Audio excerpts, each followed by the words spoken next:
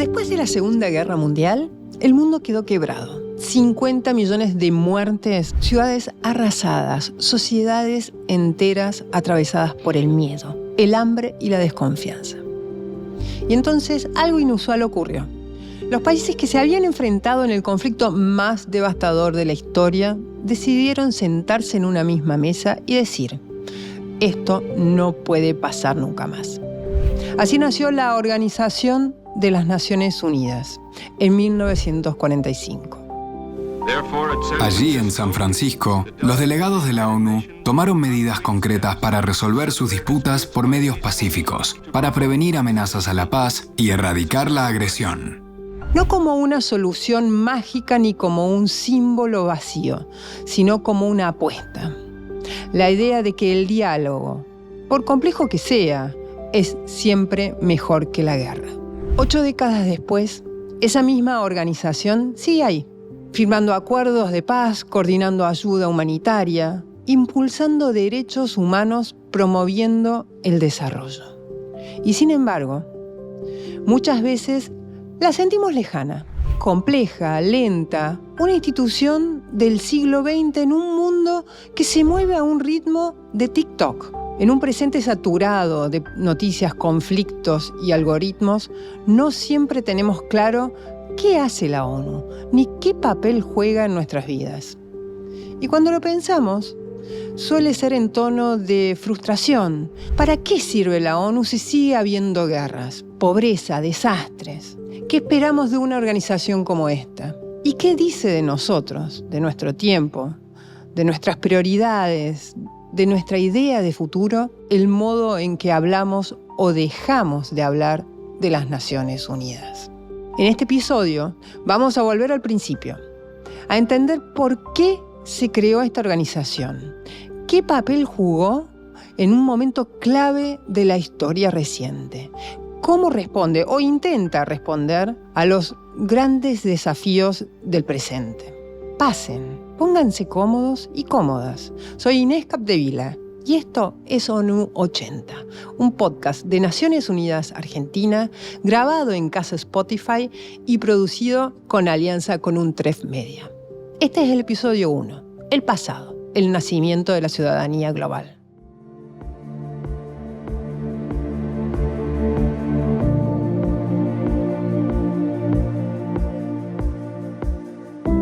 Partamos de algo que conozcamos todos y todas, la Segunda Guerra Mundial. Ahora bien, ¿por qué todos hemos escuchado hablar de la Segunda Guerra Mundial?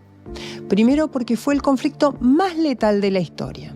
Se estima que murieron más de 50 millones de personas, un impacto demográfico, político y humano sin precedentes. Segundo, porque fue realmente global. Participaron casi todos los países del mundo. Hubo batallas en todos los continentes y dejó tras de sí una economía mundial colapsada, millones de personas desplazadas y ciudades enteras en ruina. Y tercero, porque fue el escenario del Holocausto, el intento sistemático del régimen nazi de exterminar a millones de personas por su origen, religión, identidad o ideas. Judíos, gitanos, eslavos, personas con discapacidad, opositores políticos. Todos perseguidos y asesinados. Los alemanes dejaron horror y devastación, un fantasma de fascismo a costa de una guerra total. Y fue después de todo eso, después de ver lo peor, que nació la ONU. Porque hacía falta crear algo que protegiera la paz, que defendiera la dignidad humana, que no dejara que esto volviera a pasar. Y sobre todo, había que hacerlo con transparencia, buscando crear algún tipo de organización internacional donde las naciones pudieran juntarse, representadas por funcionarios propios elegidos por cada estado. ¿Se imaginan un foro global así? San Francisco, 26 de junio de 1945. Hubo muchos que dudaron que estos 50 países, tan diferentes en cuanto a raza y religión, en idioma y cultura, pudieran llegar a un acuerdo. Pero todas estas diferencias quedaron en el olvido, en una unidad de determinación inquebrantable.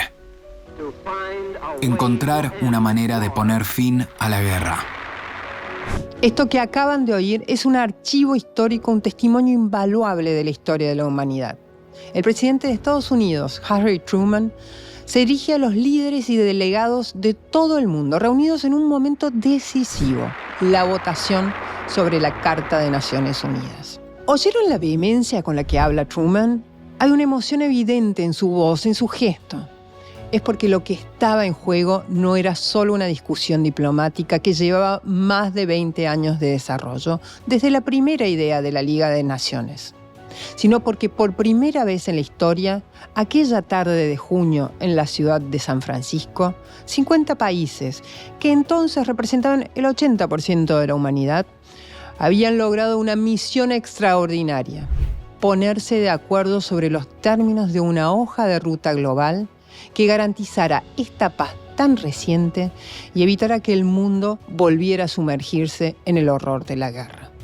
Dijimos que se reunieron 50 naciones, pero en un principio fueron convocados solo 46 estados, los mismos que habían declarado la guerra a Alemania y a Japón. Luego se extendió una invitación especial a 4 países más: la República Socialista Soviética de Bielorrusia, la República Socialista Soviética de Ucrania, Dinamarca, que acababa de ser liberada, y un país bien al sur del mundo que había abandonado su neutralidad muy recientemente, hacía menos de un mes, y se había declarado en guerra con las potencias del eje cuando el conflicto ya casi estaba terminado. Aquel cuarto país era la República Argentina. El desafío era enorme: redactar y acordar los términos de la Carta de Naciones Unidas, un tratado internacional sin precedentes que establecería los valores, órganos y funciones de la futura ONU. Frente a representantes de la prensa y la radio de cada rincón del mundo, 850 delegados, unos 2.500 asesores, debían negociar ellos para coordinar los intereses particulares de esos 50 países, cada uno con sus costumbres, idiosincrasias, con sus religiones y sus idiomas, con sus diferencias políticas y económicas. Pero eventualmente se acordó la votación de un texto, 111 artículos, presididos por un preámbulo que delineaba los propósitos y la estructura de esa nueva organización internacional que hasta ese momento había sido solo una utopía.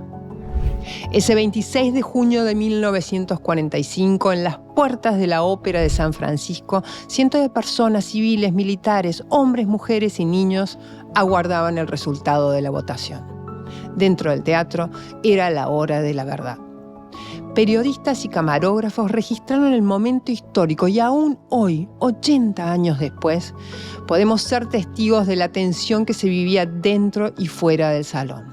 Vemos la seriedad de cada uno de los rostros y podemos intuir cuán conscientes eran del peso histórico de lo que estaban haciendo. Y llegó el momento, el presidente de la conferencia somete a votación el texto final de la Carta de Naciones Unidas. Levántense en sus lugares y tengan la amabilidad de permanecer de pie mientras cuentan.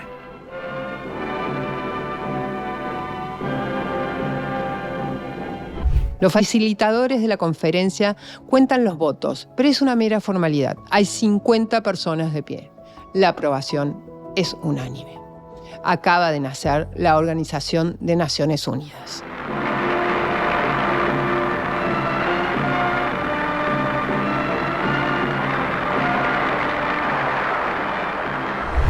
¿Podría la humanidad sostener ese gran espíritu de camaradería y solidaridad internacional?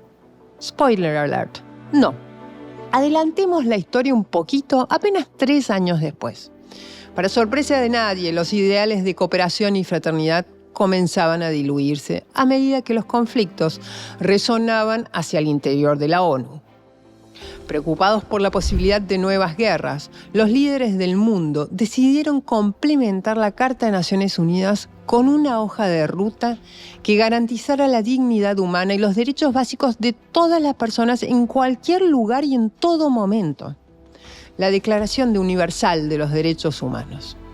Todos los seres humanos nacen libres e iguales en dignidad y derechos, y dotados como están de razón y conciencia, deben comportarse fraternalmente los unos con los otros. Rebobinemos un segundo. ¿Prestaron atención a la primera línea? todos los seres humanos nacen libres e iguales? La frase es obra de la política y diplomática india Hansa Mehta. El primer borrador de la declaración, fiel al estilo de la época, rezaba: todos los hombres nacen libres e iguales. Pero Mehta luchó para que se modificara por todos los seres humanos, como un modo de asegurarse que los derechos que allí se garantizaran incluyeran también a las mujeres. Eso no es todo. Minerva Bernardino, diplomática dominicana, insistió para que la igualdad de derechos entre hombres y mujeres se reconociera explícitamente en el preámbulo del texto. Fue así como por primera vez en la historia se establecieron los derechos humanos fundamentales para absolutamente todas las personas y se reconocieron que los mismos debían ser protegidos en todas partes del mundo. La Declaración Universal de Derechos Humanos fue el máximo hito de la colaboración internacional. Es, después de la Biblia, el texto más traducido del mundo, con versiones en más de 500 idiomas. Y volvemos entonces al presente.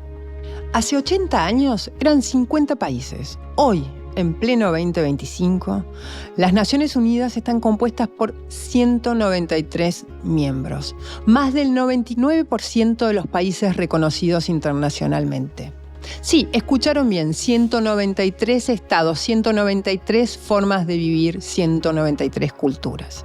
Y cada resolución de las Naciones Unidas, cada decisión de sus órganos, cada acción humanitaria de sus agencias está sometida a votación o a consenso. ¿Se imaginan los debates?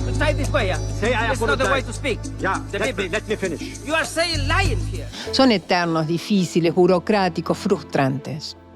Una misión de paz, una resolución, a veces un simple pronunciamiento pueden implicar días, meses y hasta años de esfuerzos diplomáticos.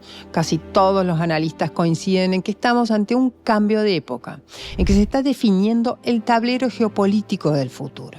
Y es cierto, muchas de las tensiones actuales se reflejan hacia el interior de la ONU y dificultan su accionar. Los problemas evolucionan, los desafíos se multiplican y el multilateralismo enfrenta una verdadera prueba de fuego. Pero acabamos de ver cómo le tomó a la humanidad 50 millones de muertes durante la Segunda Guerra Mundial para ponerse de acuerdo en que las soluciones duraderas se consiguen a través de la negociación y la convivencia pacífica. Y es ese aprendizaje colectivo, ese ideal común, es al que justamente hay que sostener cuando el futuro de la cooperación global está en juego. Pero vos dirás, querido o querida oyente, que esto de buscar consensos y acuerdos suena muy bien y es muy correcto, pero que no resuelve lo que nos pasa ahora.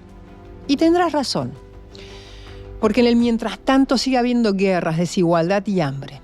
Y es allí donde las Naciones Unidas tendrían que estar, ¿no? Construcción jurídica internacional de la Organización de las Naciones Unidas y de todas sus realizaciones, perfeccionable como cualquier otra obra humana y al mismo tiempo necesaria, puede ser prenda de un futuro seguro y feliz para las generaciones futuras. Para quienes no están viendo el video, sino que están oyendo este episodio, les cuento algo. El que hablaba recién era el Papa Francisco. Y el mensaje es contundente. La ONU es perfectible, sí, pero es necesaria. En un mundo que busca soluciones inmediatas, donde la mayoría de los países enfrentan serios problemas económicos, donde el presupuesto en defensa registra picos históricos y el gasto humanitario se ve cada vez más reducido, las organizaciones internacionales enfrentan un momento complejo y cuestionamientos sobre su labor. Veamos entonces qué hacen las Naciones Unidas. A través de sus agencias, fondos y programas, la ONU brinda alimentos a 123 millones de personas, suministra vacunas al 45% de los niños y niñas del mundo. Solo en Argentina, Naciones Unidas implementan actualmente 119 actividades en todo el territorio nacional. apoyando los esfuerzos del país en temas clave como la formación y el empleo en el sector estratégico del litio, colaborando en la instalación de internet satelital y entregando computadoras portátiles y dispositivos a escuelas rurales, capacitando a más de 1.900 funcionarios en materia de investigación criminal, ciberdelito y estándares internacionales de derechos humanos, y apoyando el monitoreo y conservación de bosques, la promoción de prácticas sostenibles en industrias y la incorporación de energías renovables en escuelas rurales. Y eso no es todo. En sus 80 años de historia, la ONU fue reconocida con 12 premios Nobel de la Paz. El último hace menos de 5 años, en 2020, cuando el Programa Mundial de Alimentos de Naciones Unidas fue premiado con el Nobel por sus esfuerzos para combatir el hambre. Por sus pasillos pasaron figuras históricas de la talla de la Madre Teresa de Calcuta, Nelson Mandela, Malala Yousafzai, Martin Luther King. Se oyeron discursos de John Fitzgerald Kennedy, Fidel Castro, el Che Guevara. Y se recibió a todos los jefes y jefas de los Estados miembros de las últimas 8 décadas, incluyendo todos los presidentes argentinos desde el retorno de la democracia. Incluso hoy, en pleno 2025, hay 11 operaciones de paz coordinadas por la ONU en todo el mundo y 61.000 efectivos desplegados. Los cascos azules, cuya misión es proteger a los civiles en zonas de conflicto, prestar ayuda durante procesos electorales y observar procesos de paz, entre otras tareas. Actualmente, contingentes argentinos se encuentran desplegados en Chipre. Sobre este tema, entrevistamos al general retirado Javier Pérez Aquino, ex casco azul. Bueno, las Naciones Unidas le pide a los Estados miembros, en este caso la Argentina, observadores militares u organizaciones, que pueden ser regimientos, compañías de ingenieros, helicópteros, hospitales quirúrgicos, compañías de logísticas, en base a los requerimientos que tengan las misiones de paz. En base a eso, Argentina analiza desde el punto de vista de política exterior y de las capacidades de las Fuerzas Armadas. Y en base a eso toma una decisión. Y si la decisión es desplegar, esa organización o esos observadores militares pasan por un periodo primero de selección y luego capacitación en distintas etapas. La última etapa se realiza en el Centro Argentino de Entrenamiento para Operaciones de Paz, el CAECOPAZ, institución orgullo para nosotros por ese nivel de profesionalismo que tiene y reconocimiento a nivel internacional. Y en estos momentos tenemos 300 hombres y mujeres también desplegados en distintas misiones, especialmente Chipre, pero también Colombia, Sahara Occidental y República Centroafricana. Y por eso vimos que a lo largo de distintos gobiernos, de distinta orientación política, siempre se mantuvo ese apoyo a Naciones Unidas. Por eso podemos decir que es una política de Estado en la Argentina el apoyo a las operaciones de paz de Naciones Unidas, y podemos decir también que el compromiso no solamente con Naciones Unidas, sino con la paz en el mundo. Es cierto, la paz, así en mayúsculas, es un ideal que hoy está muy lejos de nuestra realidad. Pero si algo hemos aprendido en este pequeño viaje por el tiempo es que no hay paz posible ni duradera si no reconocemos en el otro aquello que lo hace humano, igual a nosotros. Mucho se habla hoy de la juventud, que el individualismo, que las redes sociales, que los retos virales o las apuestas online. Pero hay también cientos de miles de chicos y chicas en todas partes del mundo que todavía creen que la paz es algo palpable, que es un ideal que nos debemos como humanidad y al que cada uno de nosotros tiene para aportar. Es innegable que vivimos en un mundo cada vez más conectado, ya sea desde el ámbito comercial, legal, comunicativo, informático. Los jóvenes de esta generación crecimos en un mundo interconectado a nivel global. Lo que pasa en una parte del mundo repercute en otro, y es indispensable que si queremos participar y tener un rol activo en el mundo contemporáneo, los jóvenes nos formemos en el sistema de Naciones Unidas, que es la mejor posibilidad que tenemos al alcance para llevar a cabo las relaciones entre los estados y entre los pueblos de todo el mundo. Mi nombre es Iván Berajá, yo soy estudiante de la licenciatura en Economía en la Universidad de Buenos Aires. Participé de modelos de Naciones Unidas a lo largo de mi secundaria y sigo participando ahora en la universidad. Soy Julieta Herrera, tengo 19 años y estudio Relaciones Internacionales. Soy Juan Ignacio Gutiérrez, estudiante de Relaciones Internacionales de la Universidad de San Andrés y coordinador de modelos de Politeia, Universidad de San Andrés. Mi nombre es Juan Farneda, tengo 28 años y soy de Chajarí, Entre Ríos. Llegué a los modelos en la escuela secundaria, en tercer año tenía 15. Llegué a los modelos ONU a mis 11 años, ya hace casi 10 años. En el último año de primaria, haciendo un modelo interno en mi colegio. Y desde ahí comencé y no paré. Fui presidencia, ahora soy coordinación de modelos de Naciones Unidas.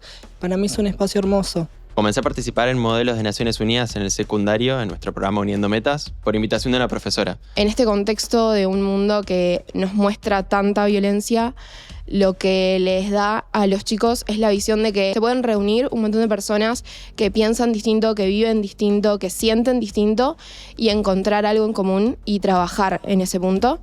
Los modelos, sobre todo, si bien muchas veces consideramos que aportan a nuestro desarrollo académico por enseñarnos sobre contenidos y sobre lo que sucede en el mundo, siento que lo que más aportan es lo vincular. Son habilidades de trabajo en equipo, de liderazgo, de resolución de problemas, que nos permiten vincularnos mejor a otros y trabajar por una mejor diversidad, por una mejor pluralidad. No solo nos forman en cuestiones académicas sobre la historia de las Naciones Unidas, sobre cómo funcionan en la actualidad, cómo se pueden mejorar, sino que también nos forman en un montón de habilidades que creo que pueden servir no solo para el ámbito internacional, sino yo diría de la vida cotidiana.